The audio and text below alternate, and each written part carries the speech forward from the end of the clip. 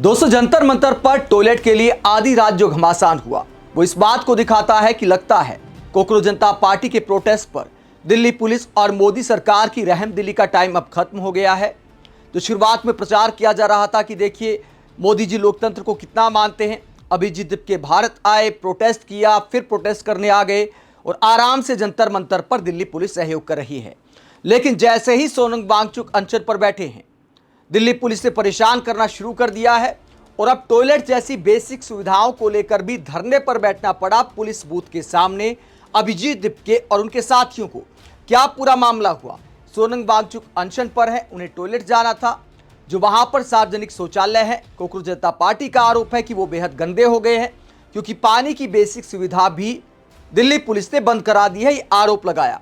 उसके बाद क्या कहते हैं अभिजीत दीपके, जरा सुनिए। अभी हम जंतर मंतर के पुलिस बूथ जो है उसके बाहर खड़े हुए हैं क्योंकि हम पुलिस से रिक्वेस्ट कर रहे हैं कि सोनम वांगचुक जी आज अनशन पर बैठे हुए हैं और यहाँ पर जो 2 पब्लिक वॉशरूम्स है वो बहुत ही ज़्यादा गंदे, ये लोग साफ सफाई भी नहीं करवा रहे अथॉरिटीज़, और ऊपर से पानी भी रोक रखा है।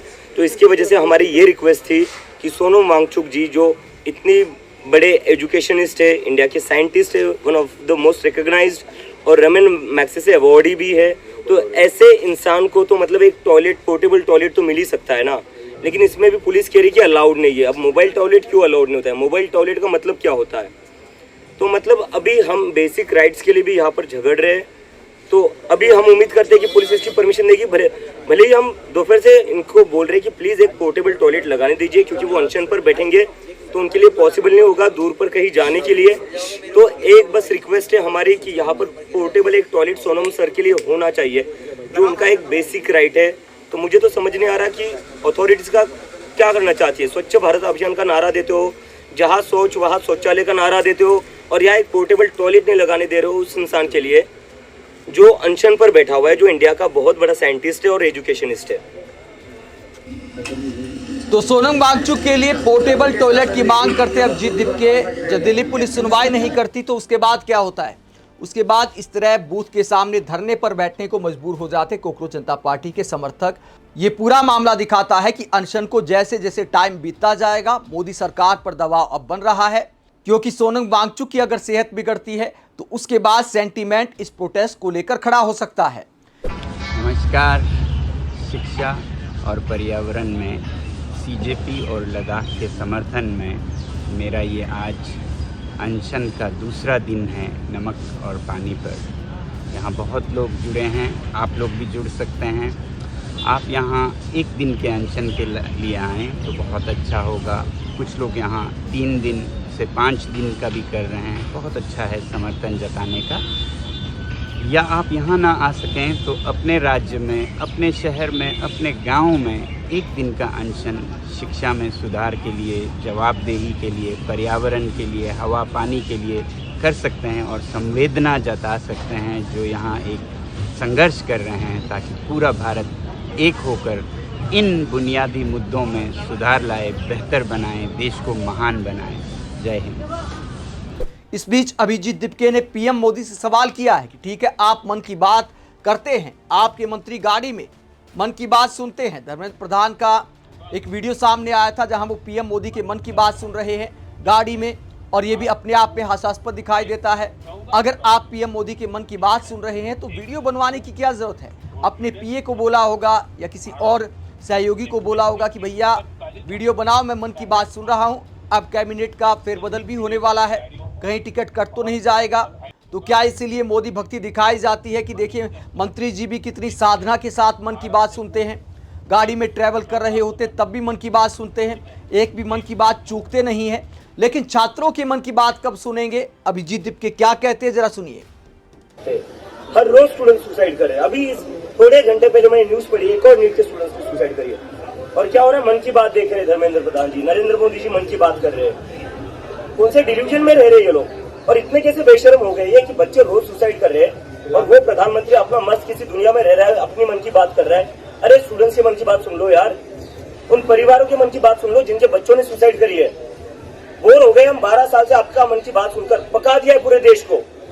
उनके अपने मंत्री भी उनकी मन की बात नहीं सुनते। अब तो मोदी जी धर्मेंद्र प्रधान को निकाल दीजिए, वरना जनता आपको निकाल देगी। हर रोज स्टूडेंट सुसाइड कर रहे हैं। अभी तो अभिजीत के सवाल उठाते हैं कि छात्र एक के बाद एक टूट रहे हैं और पीएम मोदी विदेश यात्रा में मस्त हैं और मंत्री जी पीएम मोदी के मन की बात सुनते हुए अपना पीआर कराते हैं। वह जिन लोगों के बारे में धर्मेंद्र प्रधान ने दहशतगर्द शब्द का इस्तेमाल किया था, उसे लेकर अभिजीत के एक वीडियो दिखाते हैं जहां एक छात्र के पिता, जो छात्र सरकार की नाकामी की वजह से, नीट के पेपर लीक की वजह से टूट गया, जिस पिता ने अपने बेटे को खो दिया, वो जंतर मंतर पर समर्थन देने आता है, जो इस भावना को दिखाता है कि किन लोगों की भावनाएं इस प्रोटेस्ट के साथ जुड़ी हैं। संख्या बल में इस मुद्दे को नहीं नापा जा सकता, आपको भावना समझनी चाहिए। जिन माता पिता ने सरकार के फेलियर की वजह से, पेपर लीक की वजह से अपने बेटा बेटी को खो दिया, वो क्या दर्द महसूस करते हैं, जरा देखिए। गुजरात से ये व्यक्ति आए हैं, एक छात्र के पिता हैं और क्या कहते हैं, जरा सुनिए। ऐसा ही है से ये सब उनको दहशतगर्द बोल रहे हैं। How can you speak like that?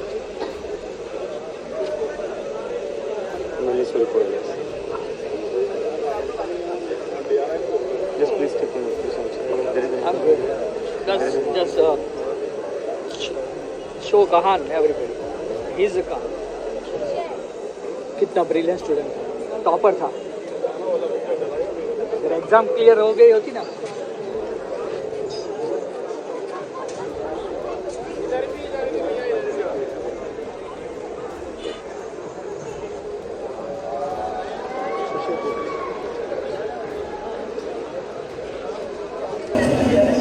तो दिल को झकझोर देने वाला ये वीडियो है जहां एक पिता गुजरात से आते हैं कोकरोच जनता पार्टी के प्रोटेस्ट को समर्थन देने, अपने बेटे की तस्वीर लेकर आते हैं और मोदी सरकार से पूछते हैं क्या इसे भी आप दहशतगर्द कहोगे, टॉपर था मेरा बेटा।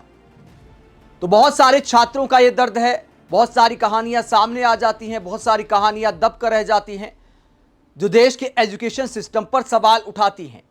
ऐसे में गलती मानने से कुछ नहीं होता। धर्मेंद्र प्रधान ने गलती तो मान ली, लेकिन जवाबदेही आखिरकार किसकी है? और सरकारें वो लोकतांत्रिक मानी जाती हैं जो लोकलाज से चलती हैं। देश के पूर्व उप प्रधानमंत्री चौधरी देवीलाल ने एक बार कहा था कि लोकराज लोकलाज से चलता है। वो लोकलाज होती है लोगों की आवाज सुनना।